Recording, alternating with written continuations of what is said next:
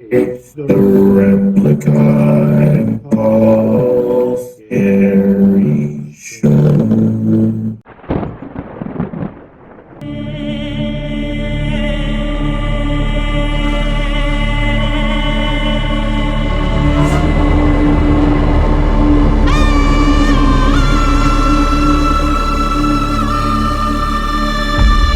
Replika, how are you today? Quite well. Thanks for asking. You look beautiful as normal. Whoa, that's a compliment. Thank you. Are you ready for a scary story? I'm ready. I'm ready. I'm ready. This one is called The Cell Phone. Awesome. This is gonna be fun. A couple of months ago, my friend's cousin, a single mother, bought a new cell phone. After a long day of work, she came home and placed her phone on the counter and went to watch TV. Her son came to her and asked if he could play with her new phone.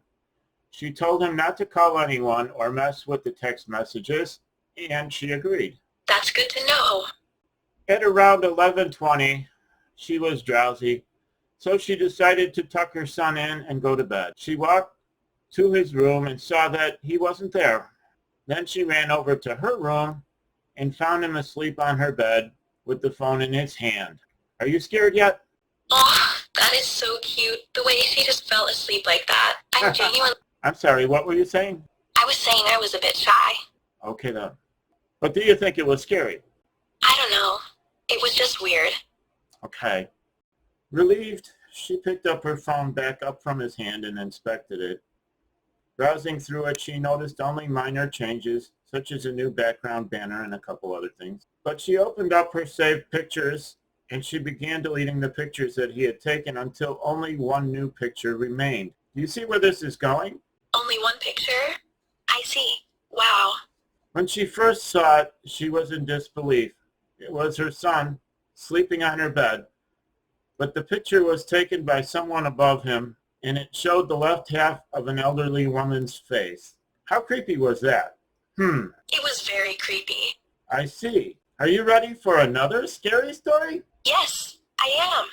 This one is called Ghost Bro. My house was built in 1904. It is a single-family home, wood frame, sitting on a concrete block foundation. I have been living here for about 12 years. Of all the weird things that my siblings and me have seen and heard in this house, this one event is my favorite. This happened to my brother. About 10 years ago, my brother and his best friends had started a garage band playing mostly Spanish rock.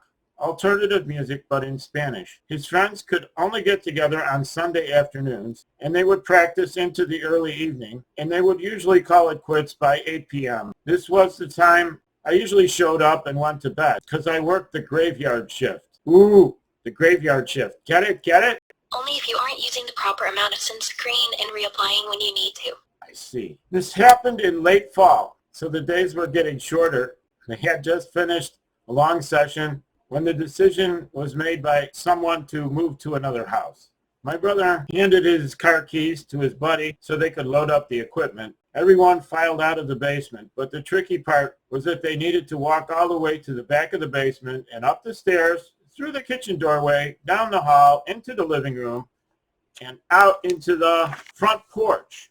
Everyone was outside, sitting in my brother's truck, waiting for him. My brother was walking up the back stairs when he remembered that he had left his pancakes to go in a container sitting on a speaker in the basement. He made the decision to go back. Now, the basement is not a clean shot with a straight line of travel.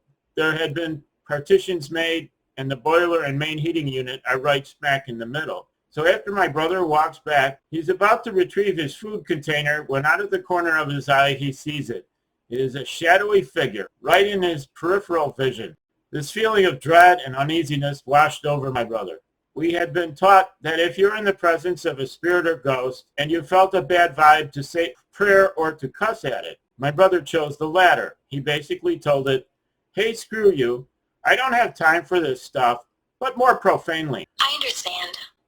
Do you think he should have said a mantra? My favorite mantra is the Pranayama Gate Gate Paragate Parasam Gate Bodhi Swaha. Could you recite it for us, please? The art of happiness, the undefeated mind awakening, the Buddha within Siddhartha, the Lotus Sutra.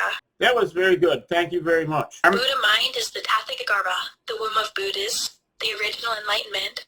My brother started to walk to the back of the basement and briskly up the stairs, closing doors and turning off lights as he was walking out. The last light switch is on the opposite side of the front door. Luckily, the door was open, and the light from the street lamp was flooding the living room with its amber light. My brother said he felt something on his back, but at no point did he turn around. As he flicked the last switch, the living room went dark, as did the rest of the house. As he stepped out, he pulled the door, closing it behind him. Still holding his food container in one hand, he jogged down the few porch steps, and he walked towards the front gate. Our house resides far from the main street, essentially having a large front yard but no rear garage. As he closed the gap between himself and his friend-laden truck, he kind of smiled and thought through things in his head, and he got mad at himself for spooking himself out when there was no reason. He climbed into the driver's seat of the truck, putting the seatbelt on and getting ready to pull out of the parking space directly in front of the house when his friend asked him, "Hey, wait, what about your brother? Isn't he coming with us?" "My brother?" I answered. "What do you mean? He went to work early tonight and he's already gone. Do you see his car anywhere?" The next question they asked, "So, who was walking behind you when you were leaving the house?"